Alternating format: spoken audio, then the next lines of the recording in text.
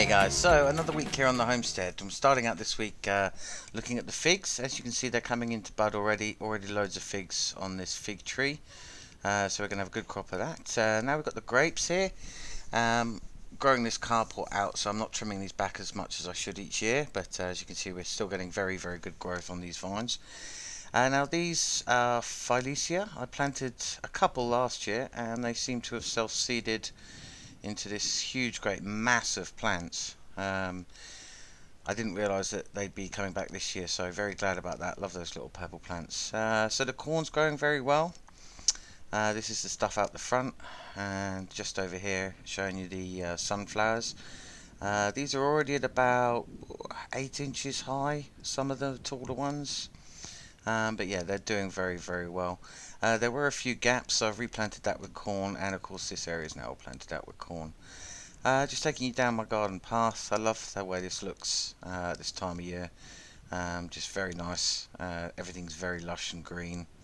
Here we had a bit of a problem with the peas. Now I actually planted over 4,000 seeds. This section here I planted out before there was some snow, and we just had no germination whatsoever in this area. As you can see, the potatoes survived fine. Got a whole row of potatoes there. So what I did was re-till this area, this tiny little bit in the middle here, because there wasn't a single plant in those two. That's been replanted with peas and chilies. Now these brown sticks you can see everywhere, they actually mark where the peas are, and these were after the snow. So yeah, still very low germination rate. Chickens are doing well, all looking very rock starish. Surprised that some of them can see. These are the squash out the front of the chickens. So they come up as little dicots with just the two leaves, and then they get their adult leaves coming in. So as you can see, we've got those adult leaves coming in here, and those round leaves, that's the original dicot leaves that come up. But yeah, so they're all growing very well. Going to have a good harvest of squash this year. Now this side I planted out with corn very densely, just to see what sort of germination rate we got. This side not so densely, very evenly spaced on the right hand side. So yeah, these two in the middle and the one on the right, as you can see, different planting densities to see what gives a better yield. Whether, like on the left here, if I just plant handfuls of corn and get loads of plants, will they compete each other out and get a lower yield, and will the proper spaced ones give a much better yield? That's what we're doing this experiment this year, just to see what the best situation with the corn is. Now onto the cherries.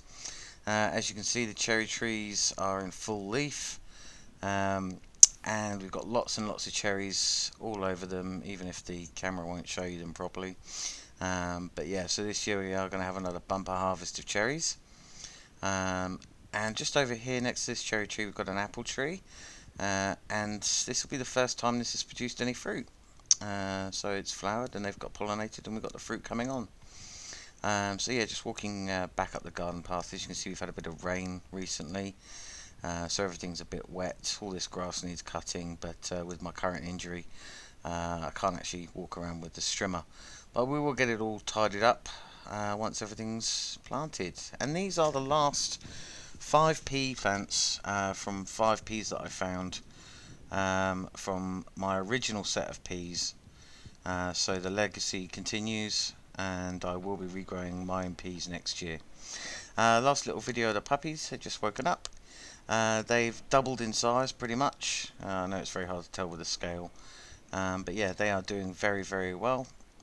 Very happy little puppies. Mum's off somewhere at the moment, but yeah, they're as you can see, cuddling up. They do like each other as little pillows. But that's it for this week. Hope you had a good one. Hope everyone's staying safe.